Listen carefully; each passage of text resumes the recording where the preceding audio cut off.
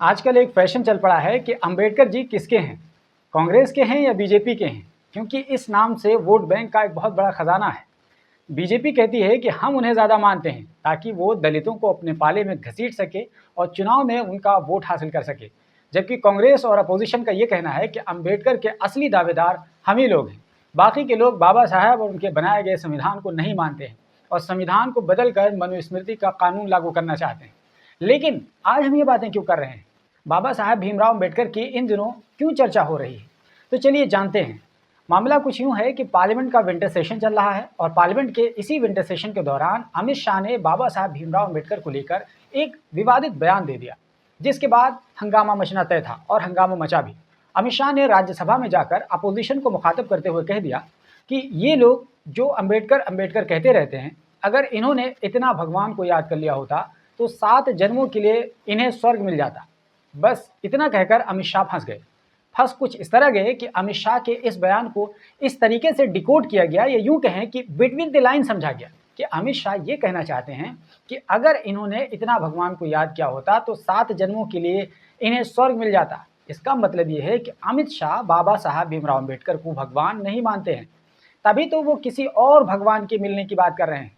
और अमित शाह ने जिस अंदाज में कहा है वो जेस्चर भी ऐसा ही कुछ था कि वो बाबा साहब भीमराव अंबेडकर को भगवान जैसी हस्ती नहीं मानते। यानी जो लोग इस देश में बाबा साहब को भगवान का दर्जा देते हैं, खासतौर पर दलित समुदाय से ताल्लुक़ रखने वाले लोग, और उनकी इज्जत भगवान जैसा समझकर करते हैं, तो ऐसे लोगों के भावनाओं को अमित शाह ने ठेस पहुंचाया है। अब जब ये मामला सामने आ गया तो अमित शाह पर दबाव बढ़ने लगा, क्योंकि अपोजिशन की तरफ से धड़ाधड़ ट्वीट पे ट्वीट, बयान पे बयान सामने आने लगे और अमित शाह के इस्तीफे का मुतालबा किया जाने लगा। अपोजिशन की तरफ से कहा गया कि अमित शाह ने बाबा साहब की तौहीन की है, इसलिए उन्हें अपने बयान पर न केवल माफ़ी मांगनी चाहिए बल्कि उन्हें अपना इस्तीफा भी सौंपना चाहिए, क्योंकि वो अंबेडकर के देश में अंबेडकर की तौहीन करके मंत्री बने रहने के हकदार नहीं हैं। अपोजिशन के लीडरों ने पार्लियामेंट के बाहर बाबा साहब की तस्वीर उठाकर अमित शाह के खिलाफ नारे भी लगाए। अब जब चारों तरफ से अमित शाह घेर लिए गए तो उन्होंने इसकी गंभीरता को समझते हुए कि कहीं मामला गड़बड़ ना हो जाए, इसलिए उन्होंने माफ़ी मांगने के बजाय अपनी बात को समझाने की कोशिश की और इसके लिए अलग से प्रेस कॉन्फ्रेंस की और बताया कि हमारे बयान को तोड़ मरोड़ कर पेश किया जा रहा है, जैसा आमतौर पर कहते हैं। हमारे कहने का वो मतलब नहीं था जो मतलब निकाला जा रहा है। दरअसल ये घटना मंगल के रोज़ पेश आई थी और बुध के रोज़ सभी अपोजिशन के लीडरान पूरी तैयारी के साथ अमित शाह को घेरने के लिए पार्लियामेंट में आए हुए थे। और जैसे ही सदन की कार्यवाही शुरू हुई, पार्लियामेंट के दोनों सदनों में ज़बरदस्त हंगामा शुरू होने लगा। राज्यसभा के चेयरमैन जगदीप धनखड़ ने कहा कि मैंने वो वीडियो देखा है, उसमें अमित शाह ने कोई ऐसी बात नहीं कही है जिससे तौहीन की बात सामने आती हो। वहीं कांग्रेस के अध्यक्ष मल्लिकार्जुन खड़गे, जो कि खुद एक दलित नेता हैं, उन्होंने कहा कि अगर प्रधानमंत्री मोदी के दिल में बाबा साहब के प्रति ज़रा सी भी इज्जत है तो रात के 12 बजे से पहले पहले वो अमित शाह को उनके पद से हटा दें। खड़गे ने कहा कि बीजेपी और आरएसएस के लोग संविधान को नहीं मानते हैं, ये लोग मनुस्मृति को मानने वाले लोग हैं। उन्होंने कहा कि मुझे इस बात पर हैरत हुई कि जब कोई शख्स बाबा साहब की तौहीन टीवी पर कर रहा है और प्रधानमंत्री ने उसको बुलाकर टोका तक नहीं, उसके उलट उन्होंने अमित शाह की हिमायत में बैक टू बैक 6 ट्वीट कर डाले, जबकि बाबा साहब की तौहीन करने वाले को कैबिनेट से निकाल देना चाहिए था। लेकिन वो ऐसा नहीं करेंगे, क्योंकि प्रधानमंत्री मोदी और गृह मंत्री अमित शाह दोनों एक दूसरे के गहरे दोस्त हैं, इसलिए दोनों एक दूसरे के गुनाह को छुपाने में लगे हुए हैं। खड़गे ने यह भी कहा कि बीजेपी और आरएसएस और उनके सियासी पूर्वजों ने कभी भी संविधान को इज्जत नहीं दी है और न ही संविधान को उन्होंने तस्लीम किया है, बल्कि उसके उलट संविधान की कॉपियां जलाई। उन्होंने तिरंगे को नहीं अपनाया। उनका कहना था कि संविधान में मनुस्मृति की बातें नहीं हैं, इसलिए उसको वो नहीं मानेंगे। मल्लिकार्जुन खड़गे ने वार्निंग दी है कि अगर अमित शाह ने इस्तीफा नहीं दिया तो इसको लेकर वो पूरे देश में प्रदर्शन करेंगे। खड़गे के अलावा एक और दलित लीडर और नगीना से आज़ाद समाज पार्टी के सांसद चंद्रशेखर आज़ाद ने भी अमित शाह के बयान की कड़ी शब्दों में निंदा की। चंद्रशेखर आज़ाद ने कहा कि अमित शाह का बयान परम पूज्य बाबा साहब भीमराव अंबेडकर के ऐतिहासिक योगदान और सामाजिक न्याय के लिए उनके संघर्ष का अपमान है। चंद्रशेखर आज़ाद ने यह भी कह दिया कि हम इस बात का बदला ज़रूर लेंगे, ये बात याद रख लें। इसके अलावा एलओपी राहुल गांधी ने कहा कि मनुस्मृति वाले लोग आज देश के नौजवानों का हर रोज़ अंगूठा काट रहे हैं। हथियार अलग अलग हैं, कभी पेपर लीक, कभी लिटरल एंट्री, तो कभी अग्निवीर, मगर नतीजा वही ज़बरदस्त बेरोज़गारी की बीमारी है। उन्होंने कहा कि अमित शाह को माफ़ी मांगनी चाहिए, क्योंकि देश बाबा साहब की तौहीन कभी भी बर्दाश्त नहीं कर सकता। उसके अलावा प्रियंका गांधी ने कहा कि बाबा साहब का नाम लेने से अधिकार मिलते हैं, उनका नाम मानवता की इज्जत का प्रतीक है। कांग्रेस के सांसद इमरान मसूद ने कहा कि मैं हाथ जोड़कर लोगों से अपील करता हूं कि किसी के अकीदे को ठेस न पहुंचाएं। उन्होंने मजलूम, महरूम, दबे कुचले लोगों को अधिकार दिलाया है और संविधान के रूप में एक ढाल मुहैया कराई है जिससे कमज़ोर अपनी रक्षा कर सकते हैं, ऐसा इमरान मसूद का कहना था। इसके अलावा मायावती की तरफ से भी बयान सामने आया। मायावती ने अपने बयान में बीजेपी और कांग्रेस दोनों को आड़े हाथों लिया। उनका निशाना न केवल बीजेपी बल्कि कांग्रेस भी थी।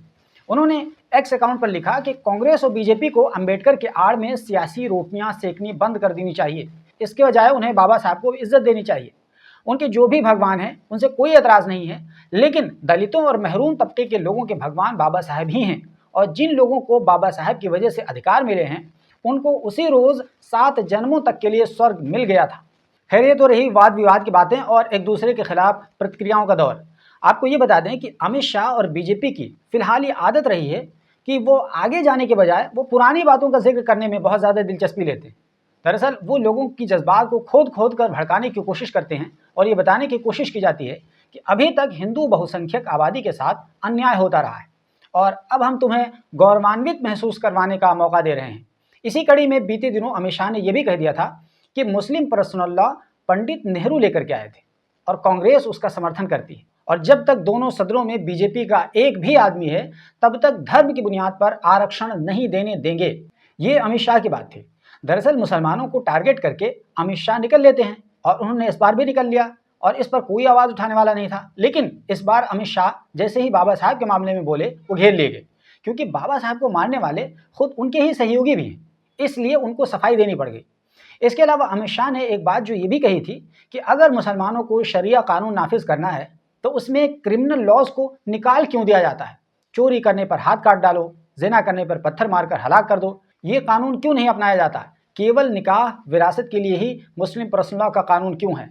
दरअसल ये केवल अमित शाह ने नहीं कहा है, बल्कि इस तरह की बातें कई सारे लोग कहते रहे हैं, जी हाँ। लेकिन जैसे ही मुस्लिम समुदाय के दानिश्वर इस बात के लिए तैयार होते हैं और कहते हैं कि हम इस बात के लिए मानने के लिए तैयार हैं कि हमें क्रिमिनल लॉज भी शरिया कानून के एतबार से लागू करने की इजाज़त दे दी जाए, तो फिर बीजेपी और इस तरह का बयान देने वालों को बिल्कुल सांप सूख जाता है। वो तुरंत बात बदल देते हैं, क्योंकि उन्हें ये बात समझ आ जाती है कि अगर मुसलमानों को शरिया कानून लागू करने की इजाज़त दे दी जाती है, अगरचे केवल मुसलमानों के लिए ही है, तो उसके असरात जानते हैं आगे चलकर बहुत कुछ ऐसे होंगे जिससे खुद इनकी चूलें हिल जाएंगी, क्योंकि फिर मुसलमानों को इस बात की भी इजाज़त देनी पड़ जाएगी कि वो अपना एक अलग कोर्ट यानी कचहरी कायम करें, जिसमें शरीयत के मुताबिक फ़ैसला करने के लिए किसी मुफ्ती को जज बनाया जाएगा, दलील और गवाह को शरई एतबार से पेश किया जाएगा।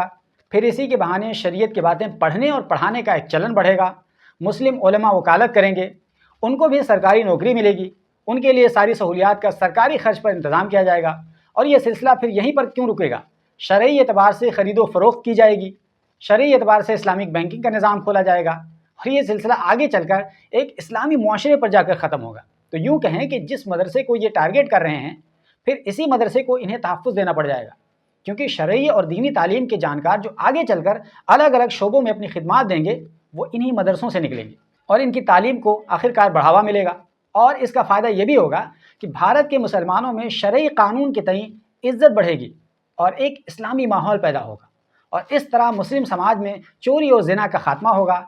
फिर दूसरे तबके की तरफ से इसी निज़ाम को मुल्क भर में लागू करने की बात की जाएगी। और सोचो, जब ये होने लगेगा तो फिर अमित शाह क्या करेंगे, बीजेपी के लोग क्या करेंगे, नफ़रत फैलाने वाले लोग क्या करेंगे, ये तो पूरा गेम ही पलट जाएगा। तो इसीलिए अमित शाह और लिबरल ख्याल के लोग बेख्याली में ये बात कहकर निकल जाते हैं कि मुसलमानों को क्रिमिनल मामलात में भी शरई कानून अपनाना चाहिए, लेकिन वो ये भूल जाते हैं कि आगे इसका नतीजा क्या निकलेगा, इसका रिज़ल्ट क्या आएगा। और जैसे ही मुस्लिम तबके की तरफ से बात कह दी जाती है कि हम इसके लिए तैयार हैं, तुरंत ऐसे लोग सकमका जाते हैं कि भाई यहाँ तक तो हमने सोचा ही नहीं था, हमने तो केवल नफ़रत में आकर बोल दिया था। तो ये एक गंभीर मुद्दा है और ये सोचने वाली बात है। और अमित शाह ने जो बताया है कि क्रिमिनल लॉ को क्यों निकाला जा रहा है, इस तरीके से जब कही जाती है बात कि आप क्रिमिनल लॉ को भी पर्सनल लॉ के साथ शरिया के एतबार से ला दीजिए और हमें वो तमाम चीज़ें करने की इजाज़त दे दीजिए और हमें ही सिर्फ मुस्लिम समुदाय ही को करने की इजाज़त दे दीजिए, तो ये क़यामत तक इस बात की इजाज़त नहीं दे सकते, क्योंकि इनको भी पता है फिर इसका रिज़ल्ट क्या होगा और फिर इनकी खुद की चूलें हिल जाएंगी। तो इसी वजह से ये केवल बातें करते हैं और गुमराह करने की हद तक रहते हैं, इसके आगे ये अमल नहीं कर सकते। तो दोस्तों फिलहाल ये दोनों मुद्दे की बातें थी जिन पर लोग बात कर रहे हैं। बाकी आप लोगों को इस पर क्या कुछ कहना है, आप अपनी बात ज़रूर लिखिए और हमारे चैनल को आप सब्सक्राइब कर लीजिए ताकि आपको हमारे वीडियोस समय पर मिलते रहें, क्योंकि हम यहाँ पर फेसबुक पेज पर भी और यूट्यूब चैनल पर भी दोनों जगहों पर हम कॉम्प्रिहेंसिव तरीके से स्टोरीज़ बनाकर देते रहते हैं।